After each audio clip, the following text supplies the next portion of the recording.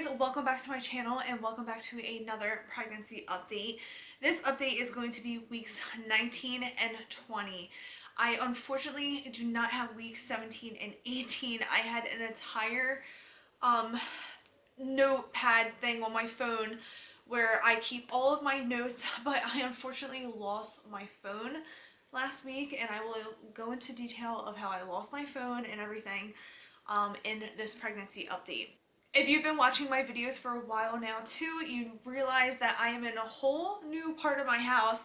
We just finished our bedroom. We're almost done. We have we have two more things to do, and then we are going to be like completely done. But we are in our new bedroom and we're getting ready for a little baby girl's room upstairs. If you guys saw my gender reveal video as well, I'll have it linked. You guys do know that we are having a sweet little girl that we are so excited about. And I have just so much to fill you guys in on. Weeks 20 and part of 21 were absolutely crazy and just like completely hectic. Probably the most hectic week of my entire life so far. I actually almost didn't even film this video because it was very, it was like personal and very scary. And I don't want anybody to judge me for my feelings or, what was very traumatizing to myself and Mike might not be traumatizing to somebody else, or, you might think that I'm overreacting, or, YouTube is a harsh world. And I don't want anybody thinking that I'm being over dramatic or anything. So I almost didn't share this video, but I felt like it was almost important for me to share for all of you guys, that have followed along for so long, friends, that keep in touch with me and everything. And it was just something that I really wanted to share to not only, let you guys know what was going on in my life, but also for women who are learning about, what their baby has, that I can't say it's going to be okay because I don't know if it's going to be okay, but most likely it will be okay and you have nothing to worry about. So I'm just going to go ahead and jump right in because that totally doesn't make sense unless you know what's going on. And like I said, I don't want to hear any negative comments, and I know everybody goes through different things in life, and what is very upsetting and scary for one person might not be to the next, or you might think like, oh my god, like she's got no problems and I got all these problems. But I mean, we're very fortunate and very thankful that everything is fine, and two, that this is like the most scariest thing that has ever happened to us and our family, because there are way worse things that could happen. So yeah, let me just go ahead and jump right in. So week 19, like I said, I don't have week 17 and 18, which sucks so bad. The only thing that I really remember in week 17 and 18 were still the round ligament pains. I was getting tons of round ligament pains and lots of heartburn, tons of heartburn. I wasn't experiencing any heartburn at all. And then out of nowhere, I started getting the heartburn, just the uncomfortableness of like, that feeling the baby like just sitting on you all day, and then like that like feeling of just that burning sensation. I actually had heartburn so bad one night that I felt like I was going to throw up. But the heartburn was bad, and I believe, so I want to say 17 and 18 was basically just normal, same old. And then week 19, I started peeing my pants. So I was in the kitchen one night and I was doing the dishes and I sneezed, just like a normal sneeze, and I totally just peed my pants, like just peed my pants. And I did not experience that with Adalynne whatsoever. And this baby, I've been peeing my pants a lot. Like, I'll cough and I'll pee, or I'll sneeze. I'll even bend over just to do something for Adalynne, and I can literally just feel the baby pushing on my bladder, and I'm like, oh my god, I'm gonna pee my pants right now. And I have to like go to the bathroom immediately. So that's really the only thing that I can say for weeks 17, 18, and 19 is just lots of round ligament pain, heartburn, and the peeing my pants. So week 20, literally the week from hell. I'm not even kidding. And I also apologize about the lighting. I am in front of my window, so it's going to get dark and it's going to get bright. It's just that time of day. So week 20 was my anatomy scan. It was on a Tuesday. We were so excited to go. We knew that we were going to get to see the baby. And we had a gender reveal planned for Saturday. I had so much to get done. I knew after my appointment I had a few errands to run, and you know, life was great. Even before my appointment, I dropped my daughter off at my mom's house, and Mike and I went to the party store. We got more party decorations, and life was great. Like, everything was going perfect. So we got to my doctor's appointment, and we saw the baby. She is as cute as a bug. Like, she is just so cute. I cannot wait to get my hands on her. I just, oh my god, I love her so, so, so much. Like, you don't realize how much you love something until it's almost taken away from you. And I love this little girl so, so much. And I know everybody in my family loves this little girl so much. And she is a gift from God. Like, I'm just so grateful to have this little girl. So we are in the anatomy scan, and we are, you know, we're in La La Land. We're looking at pictures of her. She's like so cute. I've said it 100 times. And we just about wrap up the anatomy scan. And you know, the ultrasound tech is acting totally normal, like nothing's wrong, which that's her job, is to make sure that you know that nothing's wrong. So we get ready to you know, wrap it up, and she asked me if it's okay if she takes a vaginal ultrasound. Which I kind of thought was weird, just because I had Adalynne and they never did that for Adalynne at all. They only do it like their very first appointment. And then after that, you know, that's really it. So I just kind of thought that was weird, but I was like, sure, you know, I am going to a different doctor's office as well. So I was thinking maybe it was like, you know, just something they do. So she asked me to get undressed, and she was going to give me like 2 minutes, 3 minutes, and come back in the room. She came back in, and she started doing the ultrasound. She said the reason why I'm doing it is because we want to check where your cesarean scar is sitting on your uterus. We want to check to make sure if it's right underneath or not. So I totally was like, oh, that's completely fine. Like, I was like, you know, that's why I didn't have it with Adalynne, because I didn't have, you know, I never had a baby before. So I just figured it was part of like protocol with having a cesarean. So she does the ultrasound, wraps it up, takes a ton of pictures of my insides. And she says, go back out in the waiting room. We'll call you back in about like 20 minutes or so. Perfect. My husband and I, we go back out, and we're once again in La La Land. We're like joking, and we like swear up and down it's a boy after seeing the pictures, because even though she looks like Adalynne, like she looks identical to Adalynne. We were comparing ultrasound pictures too at like 20 weeks.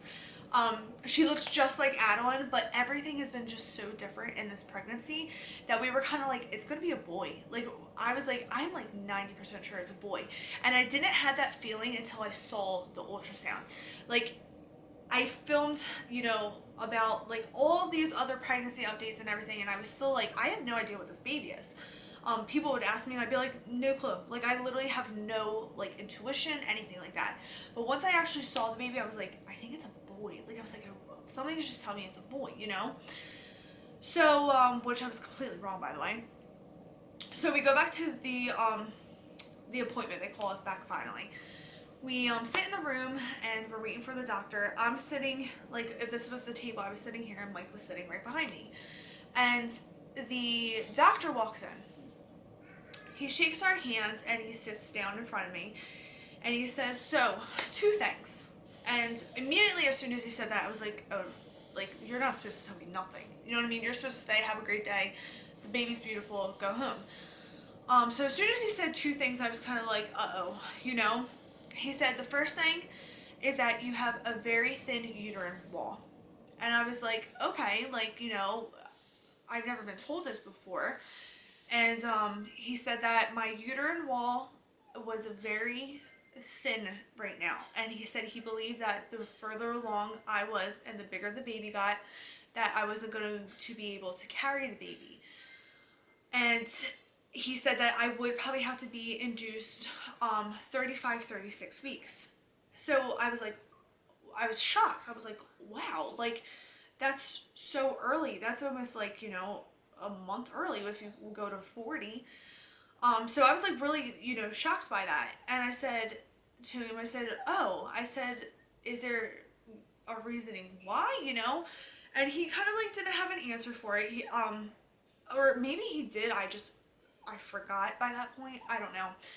But the way that I came home and I looked it up, because he did not explain it at all. I don't think he did. I'm gonna have to ask him, but I don't think he explained it at all. But from what I read online is that you have to think of it like slime, like kids slime, like that they play with. The bigger that you get, the more it keeps stretching. And when it keeps stretching, it's pulling at the middle. Eventually it'll rip the further you stretch it. So basically that's what he was saying that my uterus was doing. Which was scary because I don't want to go early, of course. Nobody wants to go early. But, if that was worst case scenario or, the worst thing that could happen to me during this pregnancy, I'd be very fortunate and very lucky. So I really wasn't worried about that. I was like, okay, So then he goes, second thing. He goes, you have a single umbilical artery. And I was like, okay. And I kind of remembered hearing somebody say that they had it before, but I wasn't 100% positive. I was just like, what is that, And the way that he explained it, which like he barely explained it, that's the whole part of the problem, is that the doctor was very, very, very short with us. Is that the baby has a 2-vessel umbilical cord, meaning that the baby has one vessel and one artery. So this is what it says about the single umbilical artery. It says, this ultrasound finding is called a 2-vessel cord, but may also be called a single umbilical artery because one of the 2 arteries is absent, which is, now that we know, is completely fine. However, when the doctor told us this, it was very, very upsetting. First of all, it was upsetting because we never even heard of it before, and it sounded very, very scary. So when he explained to us that the baby had this single umbilical artery, I was kind of speechless. I didn't know what to think because when you hear arteries, I just immediately thought of heart. I thought the baby was going to have, something wrong with it where it wasn't going to, I wasn't going to be able to keep carrying this baby. It was very, very devastating. So Mike immediately asked what causes it. And he picked up my chart and he said, well, you didn't have the genetic testing done. And we didn't have the genetic testing done. And the reason why we didn't have the genetic testing done is because we didn't have it done with my daughter. And to be quite honest, my insurance doesn't cover it. We have wonderful health insurance, so I don't really understand why it doesn't cover it. But our insurance company told us that because I'm not over 35, I'm not considered high risk, that they didn't think it was necessary for me to have it, which is fine. And we really didn't want it. We really didn't think that we needed it. So when they offered it to us at our 5 or 6 week appointment, whatever it was, we were kind of just like, no, we don't want it. And like I said, it was going to cost us $500 because we don't have it covered through our insurance. So after we told him that, we didn't have it done, he said, well, the single umbilical artery can be due to cause birth defects, heart defects. The baby could have Down syndrome, it could have autism, and he just kept going on and on and on. And I'm not kidding. When I tell you I stopped listening about the 4th line, I'm not kidding. I can't even tell you what my name was at that point. I just remember staring at the wall and being like, oh my God, this, you know what I mean? How is this happening to us right now? After he told us this absolutely devastating news, he said that he was going to send us to maternal fetal medicine to go see a specialist. And even when I heard him tell me that, it was like, wow, this is becoming real. This is terrifying. And I didn't even know what to think. And I said, I don't I couldn't even tell you my name, what was happening. Like, I was just like almost numb to the entire situation. And he asked us if we had any questions, and we both answered no because Mike was speechless, I was completely speechless, and really we didn't even know what to ask. Although we had thousands of questions to ask, we didn't know what to ask in that moment. So we left the room, and he let us know that the receptionist was going to give us the phone number to see the specialist. And we left the room, and I went up to the desk, and the receptionist asked if I wanted to make my next appointment. And I was standing there, and I was kind of like I said, I was in this bubble of what is happening to my life right now. And I said to the nurse, or the receptionist, I said, I can't leave here. I said like this, I need to talk to a doctor or a nurse. I said, because I don't understand what's happening right now. And luckily a nurse was standing right there. However, I don't think that she helped us at all either. She actually kind of made things worse. The nurse walked over and started explaining the uterine wall thing. And Mike immediately jumped in and said, we're not really concerned about that. He said, we're more concerned about the umbilical cord thing, because we didn't even know what it was called then. Like, we were like, what is this umbilical cord thing? Like, what is going on?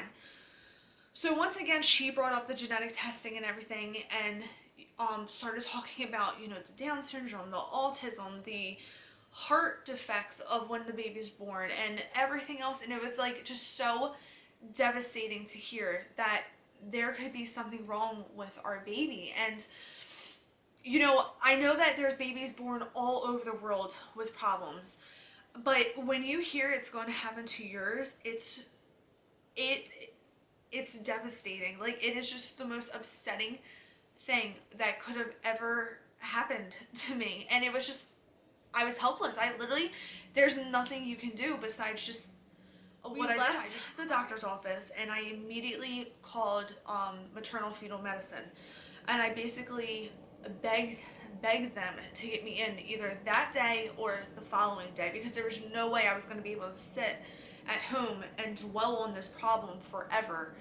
What wasn't really forever, but like a week, you know. And luckily my doctor's office did put me in as an emergency visit. Like, they wanted me to go in like the following day. So Mike and I went home, you know, we told our parents.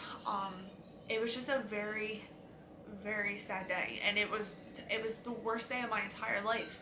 And like I said, I don't want to be judged, because, you know, people go through way worse things than this in their life, but to us, that was the most devastating thing of my entire life, was hearing that something was wrong with my baby. So we wake up the next day, and thank the Lord that the specialist called. First thing in the morning, my daughter Adalynne has dance class on Wednesday mornings, and my nanny was luckily taking my daughter for me to dance school that day, so I didn't have to go, and I could really focus on the specialist. Well, thank goodness my camera died. But like I said, thank goodness the specialist called before my nanny got here. And I had my appointment set, so I was going to send Adalynne on her way to dance class. I was going to start getting ready to go to maternal fetal medicine. And I walk out to the car, and like I said, I'm still like, I don't know how to walk straight. I didn't know my name. I didn't know anything that was going on in the world. I was just so focused on this baby. And when I tell you I was beside myself, I'm not kidding. I've never been in that state of mind where I was like beside myself. I gave Adalynne a hug and a kiss, put her in the car. I was crying saying goodbye to Adalynne, because I didn't know what the day was going to bring. And I just wanted to hug my baby. Like, I wanted to just hug Adalynne and just hold her, and I couldn't even look at Adalynne without crying. And I put my phone on top of my nanny's car. And when I put my phone on top of my nanny's car to buckle Adalynne in her car seat, that's when I lost my phone, because I never went back on my nanny's roof to get the phone. And my nanny literally drove away. I saw her turn down the road, and the minute she turned down the road, I was like, oh my God, like, I know what just happened. So I run into the house, I grab Mike's phone, and I call my nanny, and I'm like, Nanny, I think my phone's in your car. But in my heart, I knew it was on the car. And she came back. We called my phone about a million times, I'm not even kidding, and my phone was long gone. It was somewhere down the road. Mike and I, after Adalynne went back to dance class, I said, go, like, don't like make her late, like, this is my fault. I was in my pajamas. I'm literally walking up and down my road looking for a phone, and I literally was like, who cares? Like, I had so much more to worry about that day than a lost phone, and I don't want to sound like I'm selfish like that. It was just like, oh, who cares? It's a phone. But seriously, it was like, who cares? It's a phone. And I did not care like that it was gone. It was just like, this is the least of my problems. I will deal with that tomorrow, a phone. Like right now, I just need to focus on my baby and I need to relax because my blood pressure was so out of this world that if they took my blood pressure, I know for a fact they would have sent me to the emergency room because I cannot even imagine what my blood pressure was. Now my backup battery died, so I'm like all plugged in now trying to record this.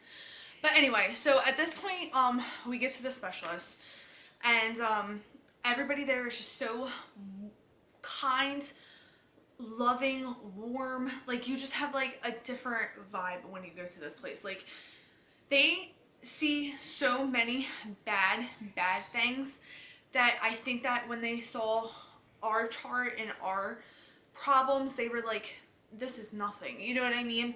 So, which was very reassuring and wonderful. So we go back to get another anatomy scan. And the whole entire time that I'm laying on this table, I am just praying to God. I'm like, oh my God, please God, like please just make everything go away and just make everything okay. And they're doing the ultrasound, and the ultrasound tech looks at us and says, so the baby does have a single single umbilical artery. And you know, I'm just waiting to hear this devastating news along with it. And Mike says, so what does that mean? And she goes, I think she'll be okay. And I just remember looking at Mike and going like, oh my God, like this is the most beautiful thing I've heard in a full 24 hours or in my whole life at that point. And she goes, you know, it's not very common. It's like 1 in 100 women have it. She said, but normally it's all very like healthy babies that have it. And it was just so nice to hear somebody just calmly tell me this. It was like, oh my God, this is amazing. And let me mention to you as well, the whole night before that we went to the specialist, Mike and I probably sat on Google all night long, and we couldn't find anything really bad about this. And we were reading people's stories, watching YouTube videos, and you know, nothing was like bad. And so that's what was like confusing. It was like, why did he make this sound so terrible, but everybody's having these healthy, beautiful babies?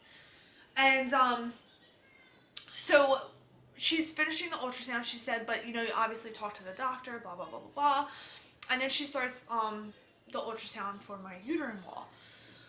And which, like I said before, that was the least of my problems. But she did the ultrasound, and she took me back for, she's getting ready to walk me back to talk to the specialist. And she said to me, and Mike, she said, we found one more problem.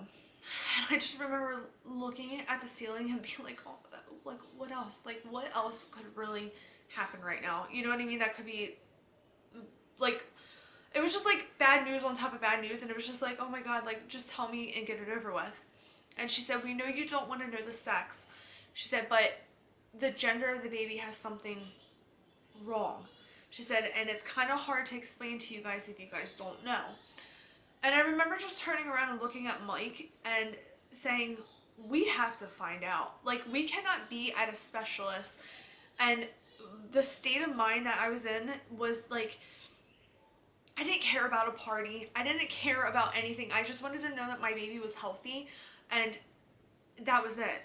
And I looked at Mike and I was like, we really should know. And he was like, absolutely. And I think he was kind of like, yeah, like we need to know, like don't worry about a gender reveal.